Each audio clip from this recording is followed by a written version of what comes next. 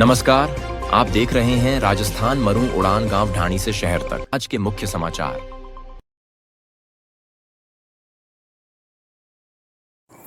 राजस्थान का एक ऐसा गांव जो काले पानी की सज़ा भुगत रहा है, जहां पिछले कई सरकारें आई, कई सरकारें गई, फिर भी उस गांव का कोई उपाय नहीं समझ सके और वो पानी और वो काला जहरीले पानी में गांव जी रहा है। और जीते जी वो ऐसे हालातों में है कि लोग जीते जी मरने लग गए हैं, वहाँ रहना मुश्किल हो गया है। एक काला पानी की सज़ा भुगत रहा है एक राजस्थान का एक छोटा सा गांव।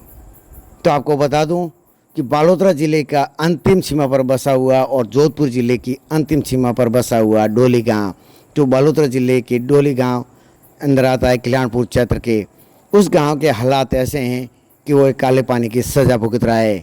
आपको बता दूं तो पिछले 10 से 15 वर्ष से अधिक बीत गए हैं। लोग बता रहे हैं कि ये पिछले 10-15 वर्षों से समस्या बनी हुई है। पहले पानी कम आ रहा था और अब पानी ज़्यादा आ रहा है, वो भी पानी कौन सा, जहरीला। तो आपको बता दूं जोधपुर की फैक्ट्रियां जहाँ कपड़े को लेकर और अन्य इंडस्ट्रीज़ की फैक्ट्रियां हैं, उस कास्टिक का पानी, केमिकल और रासायनिक युक्त जो पानी है वो जोजी नदी के बहाव के अंदर बहाया जा रहा है। जो फैक्ट्रियों पर अंकुश लगाने के बजाय दिनों दिन फैक्ट्रियों का पानी बढ़ता जा रहा है। वह पानी कुछ इस समय पहले जो बीते 2 साल से इस डोली गांव के अंदर पानी भरा हुआ पड़ा है और डोली से धीरे धीरे अराबा तक पहुंचा और ये धीरे धीरे कल्याणपुर तक पहुंच गया। जो जोधपुर ज़िले का पानी है वो बालोतरा ज़िले के डोली, अराबा और कल्याणपुर के गांवों तक पहुंच गया है।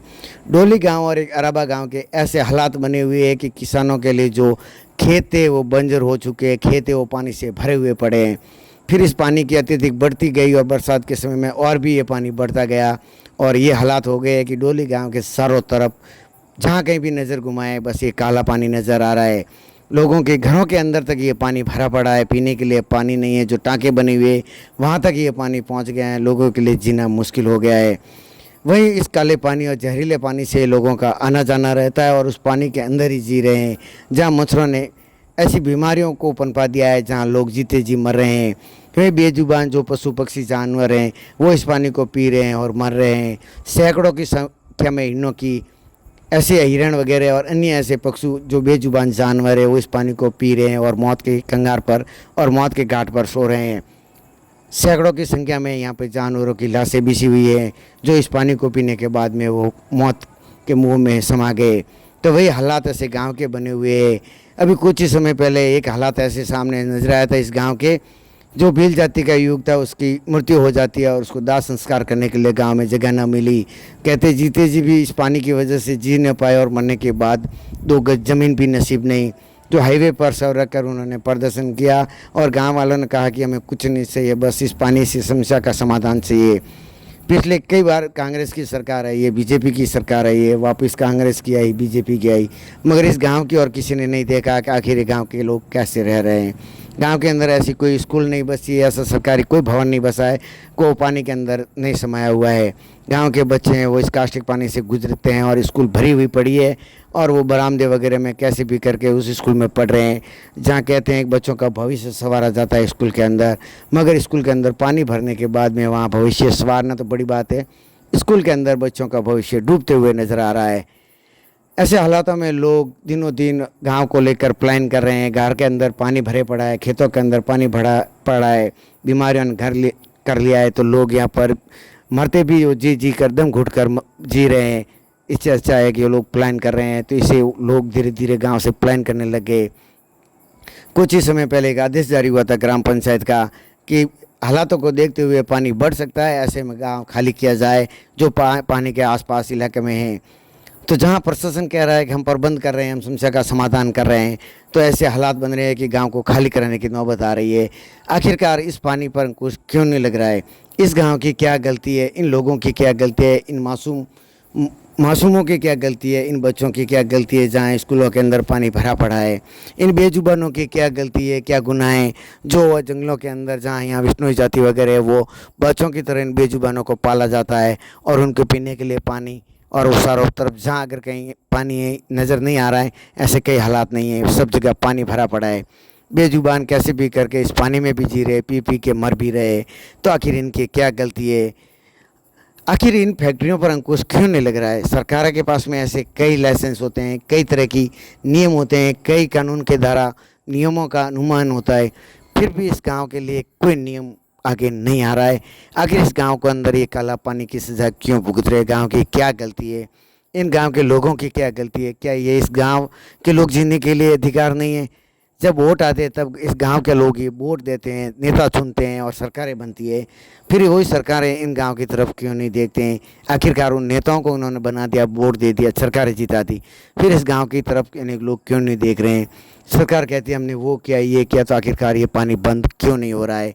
आखिर इनकी समस्या का समाधान कब होगा? इनको कब न्याय मिलेगा? कब इस पानी पर अंकुश लगेगा? कब फैक्ट्रियों पर कार्रवाई होगी? कब इस फैक्ट्रियों का पानी रोका जाएगा जो एक ज़िले से दूसरे ज़िले में आ रहा है और लोगों का जीवन बर्बाद कर रहा है?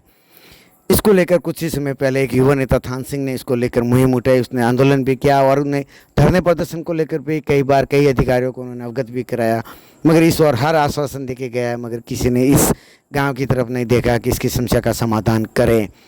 कुछ ही समय पहले जब किसी ने आवाज़ उठानी चाहिए तो वहाँ पर हालात बन गए और पुलिस ने वहाँ पर परमिशन को लेकर उन्होंने मना कर दिया। तो आखिरकार गाँव वालों का भी परमिशन भी साथ करेंगे।